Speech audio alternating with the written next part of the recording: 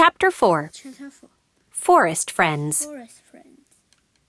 The hairs on the back of Lacey's neck felt like they would stay raised forever. She stood in the empty hallway, stunned. Breed! Breed! Breed!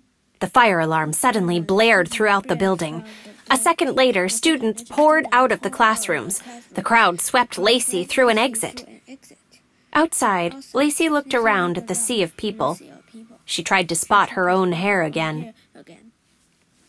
"How did you get so rumply?" asked a voice next to her. It was Jenny.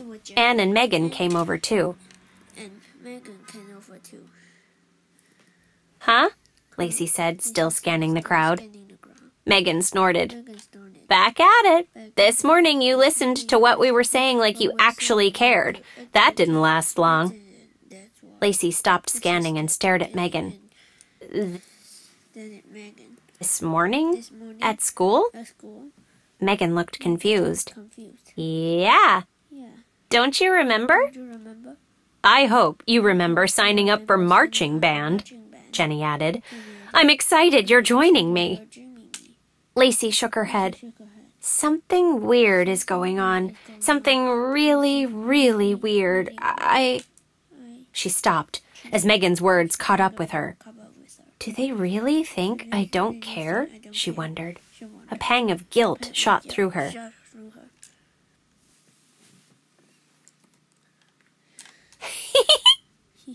A high-pitched giggle suddenly rose above the hum of the crowd. Lacey turned. A flash of brown hair slipped away from the students on the lawn. Lacey turned to her friends and said, I'm sorry. I want to talk more, but I gotta go. Lacey, Megan called, but Lacey was already hurrying after her strange twin. As Lacey ran from school, questions swirled in her head. Why was that imposter talking to my friend? Why was that imposter talking to my friends? She thought. What does she want? Other Lacey slowed as she reached downtown Ravens Pass. Lacey trailed behind. She had decided she would hang back to see what this girl was up to.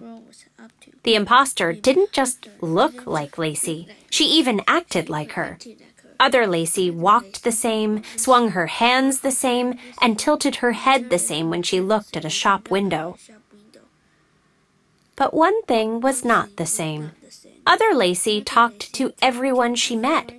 She stopped to pet dogs, she asked questions, she leaned in as people chatted, nodding her head and smiling the whole time. Lacey's cheeks burned as she watched. She thought of Megan's jab about listening. Lacey cared about others too, although maybe she hadn't been very good about setting aside her own stuff lately. When did that happen? She wondered. The sun hung just above the shops when other Lacey turned off Main Street. She's heading toward my house, Lacey realized.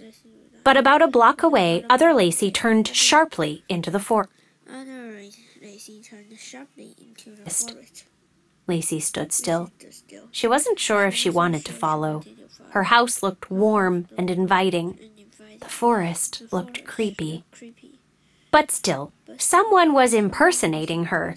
She wanted to know why. She entered the forest.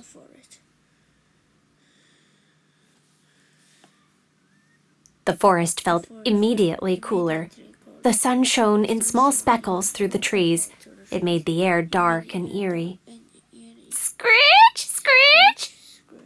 Lacey jumped as a squirrel burst out of a nearby bush. It chattered something at her in squirrel language and climbed a tree. Lacey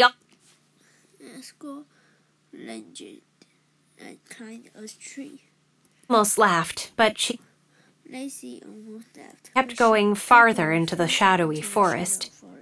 What was I thinking? How can I possibly find anyone in here? Lacey realized after a while. This is pointless. She turned around to go home and stopped short.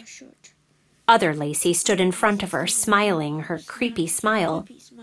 Hello, Lacey, said other Lacey. Then everything went dark.